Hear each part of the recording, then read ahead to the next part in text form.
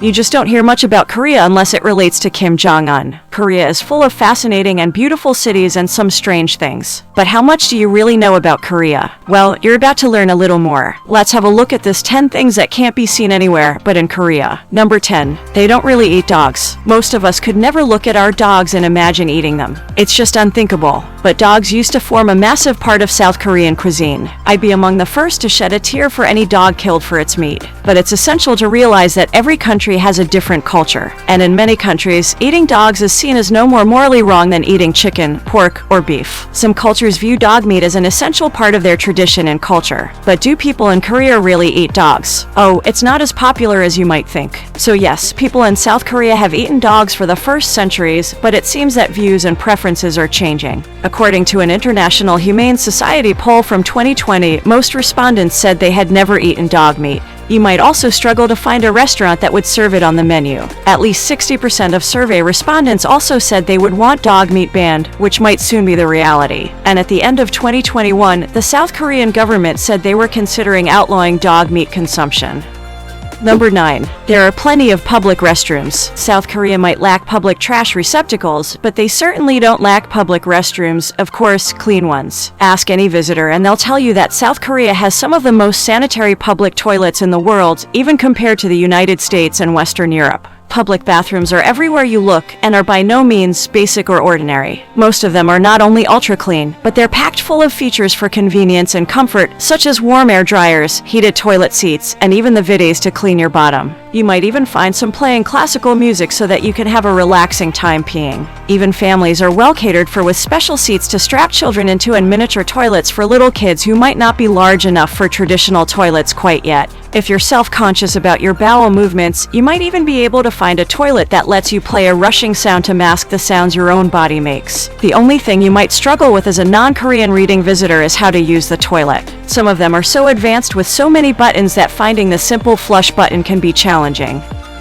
Number 8. Workaholism is a big deal. South Korea is a workaholic society. It's not uncommon for people to work upwards of 60 hours a week, leaving very little time for a social life or family time. It has become such a problem that the South Korean government has had to step in. In 2018, they got the ball rolling on labor reforms to stop people from overworking themselves. And if you thought companies and employees could work as many hours as they wanted to under these new laws, you'd be wrong. The maximum number of working hours in a week was slashed from 68 to 52 for companies with over 300 employees. Any employers violating those laws would face 2 years in prison or a fine of 20 million won, the equivalent of almost $18,000. These laws might sound draconian, but they are necessary. Ask any spouse of someone who had worked themselves into an early grave. One woman said her husband worked at a food supplier. He'd spend the week travel into factories owned by the company to oversee production. On Saturdays, he'd be in the main office completing paperwork. Then whenever he was at home, he fielded calls from employees. Any spare time he had was spent sleeping and he was constantly fatigued. The man was found dead on the floor of his office, and it's believed that he died of being overworked. Number 7. Jjimjilbang public bathhouses. If there's one thing you need to experience on a trip to South Korea, it's a visit to a public bathhouse, also known as a jjimjilbang. These sex-segregated bathhouses have hot tubs, traditional kiln saunas, showers, and massage tables. Often they're situated within buildings with common areas with snack bars, heated floors, lounging exercise, ice rooms, TV rooms, and even sleeping rooms with bunk beds and mats. Basically, if you want to have a relaxing but also weird day, you'd visit a public bathhouse.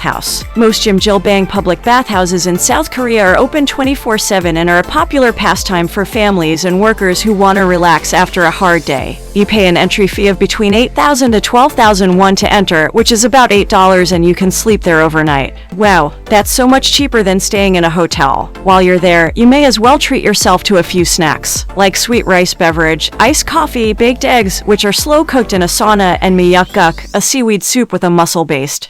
Number 6. Free walking tours. If you've decided to organize a vacation in South Korea, you might find it challenging to immerse yourself in the culture. It's hard to know what to visit and how to gain the most insight into how locals live everyday life. But you might have some luck by signing up for a walking tour. These are generally offered free of charge, and there are dozens in Seoul alone. The best tours are those provided by students who want to work on their English skills and show off some of the hidden gems of South Korea and its largest cities. There are many standout walking tours available, such such as the Sky Park, Seafood Market, and Street Food Tour. You get to climb the hundreds of stairs up to Hanul Sky Park. Enjoy the views of the towering city skyline of Seoul with Han River and enjoy the park renowned for its silver grass, which is celebrated with a festival every year. The tour also includes a quick snack stop where those with iron stomachs can try sannakji, a Korean delicacy where a street vendor chops up octopus and douses them in sesame oil. Sometimes their tentacles are still wiggling.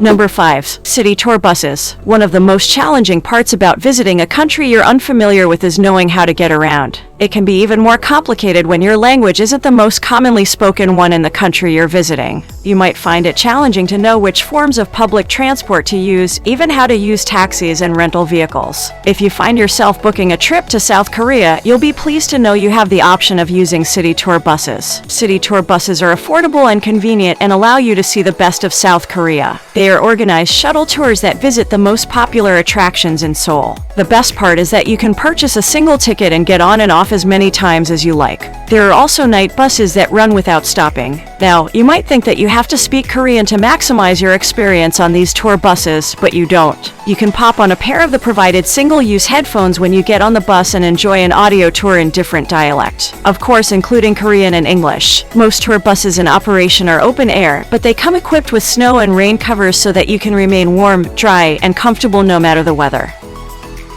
Number 4. Korean karaoke bars. While some cities wind down when nightfall, South Korea doesn't. In fact, they're just getting started when day turns. You can venture out to one of the many karaoke bars commonly known as Noraebang. Noraebang means singing room, and there are many options to choose from, no matter where you go in South Korea's most well-established cities. You might decide to visit Helican in Seoul, which has private rooms with high-quality audio, video, and lighting equipment. You can sing to your heart's content and enjoy some of the best food and beverages in the Helican bar. Alternatively, you might head off to the awesome Kwoen Noraebang, a more budget-friendly option. You can sing one or multiple songs and enjoy solo or group rooms. There are even rooms with floor heating. If you have a few hours or more to spend, Supsumgray and Gangnam-gu Seoul should be at the top of your must-visit list. Here you can enjoy a movie in a theater, play some games in the arcade, have a massage, and then head to the 4th floor and enjoy some karaoke. This establishment even has a dog cafe, so it's bound to be a firm favorite.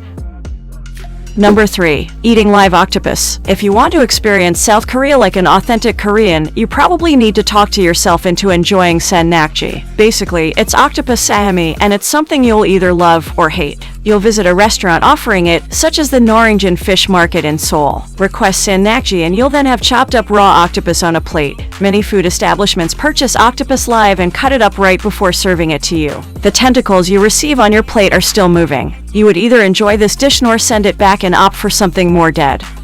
Number 2. A Korean facial. Skincare is a huge part of many people's routines in South Korea. In fact, South Korea is known for its beauty. Many people travel from all over the world to enjoy the best facial treatments and cosmetic surgery. According to some studies, 85,000 people visited South Korea for dermatological care and over 90,000 came for plastic surgery in 2019. If you are looking for the best facial treatments, South Korea is easily considered the best in the world. If you were to get a facial in South Korea, you typically experience some of the following: double cleansing, mask, facial massage, and creams and ampules. Most facials take about an hour and you leave with your skin feeling much more hydrated than you've thought possible.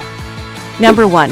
Themed cafes. Cafes in most parts of the world are pretty ordinary. The decor might be relaxing or neutral, but they aren't anything special. It's a different story in South Korea because many cafes are themed. It's not uncommon to see Hello Kitty themed cafes, airplane inspired cafes, Line Friends themed cafes, and even a poop themed cafe. If you want food from somewhere a little out of the ordinary, then moving octopus is too mainstream for you. See if you can find a themed cafe to tick all the right boxes. So, what do you want to try next time you visit Korea? Would you eat this live octopus, karaoke all night, or try this amazing theme cafe to chill? Let us know in the comments. And if you like this video, you will surely love to watch this another amazing video. Don't forget to like, subscribe, and click the notification bell. Thanks for watching.